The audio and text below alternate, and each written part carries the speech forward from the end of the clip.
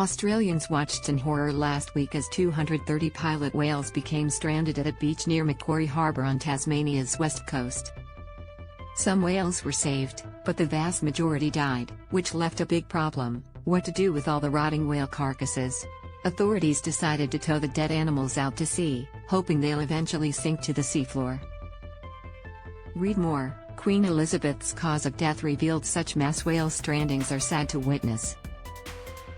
But in this case, the aftermath presents a fascinating opportunity for scientific discovery.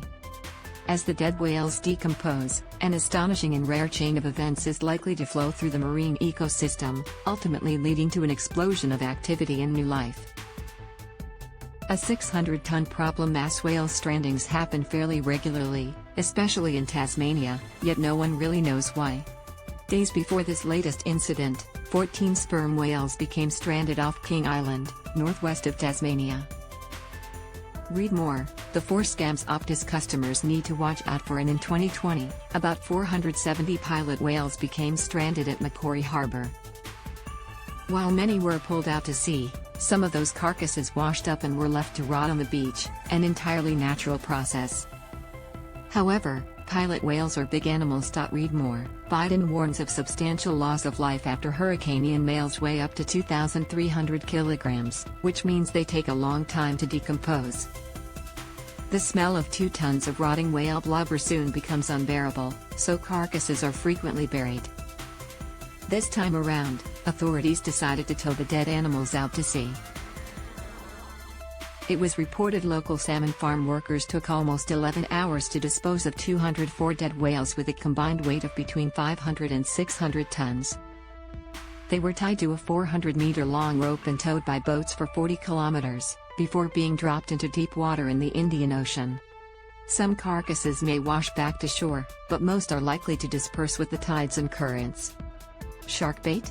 Probably not. The big question is, what happens to all that whale mass dumped at sea? Initially, a dead whale tends to float to the surface as it begins to decompose and its innards expand with gas. As this happens, ocean scavengers such as sharks and seabirds are likely to feast on the remains. Read more. Suspect arrested over death of Aussie personal trainer. Some people can be concerned that whale carcasses attract sharks that might pose a risk to humans. Granted, encounters between sharks and humans are on the rise in Australia and elsewhere. But they're still very rare. A report to the Western Australian government in 2012 found whale carcasses were a risk factors associated with shark attacks, and said caution should be exercised near a dead whale in the water. But the same report noted that of 26 shark attacks investigated, the highest number occurred more than a kilometer offshore. While there is no doubt sharks are attracted to dead whales, the data is not clear on whether a whale carcass leads directly to an increase in shark attacks on people. Research has shown the likelihood of whale carcasses washing towards shore, where shark scavenging can be observed, is low. So as long as the carcass is taken far from shore and people keep their distance from it, the threat to humans from shark encounters appears to be exceedingly low. From death comes new life. Inevitably, the whale carcass will start to sink. Most life in the ocean is found fairly close to the sea surface, so if the water is relatively shallow, much of what's left of the carcass will be quickly eaten by scavengers once it reaches the seafloor. But these carcasses have been disposed of in deep water. The deep ocean can be a barren place, where rich food sources are rare. So the appearance of a single whale carcass can supercharge an entire ecosystem.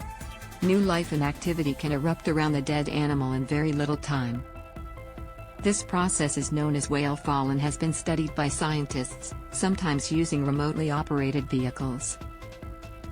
On the seafloor of the North Pacific, whale fall has been found to support the survival of at least 12,490 organisms of 43 species. Deep sea sharks will make the most of the carcass. A host of other animals including hagfish, octopus, crabs, lobsters, worms and sea cucumbers will join in too.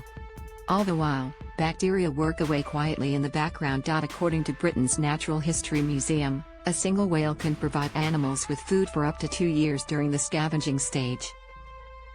Other animals and bacteria survive off the chemicals produced from the rotting carcass.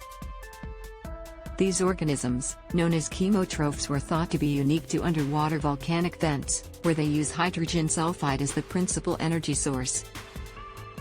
Research has shown a similar suite of animals recruit around dead and decaying whales, generating a completely independent ecosystem based on a gas that smells like rotten eggs. Only a few organisms can break down the bones that remain, in a process that might take up to 10 years. So take a moment to consider the effect of 204 whale falls in a small part of the ocean off Tasmania. Right now, they are probably generating interconnected marine metropolises, the likes of which are rarely seen.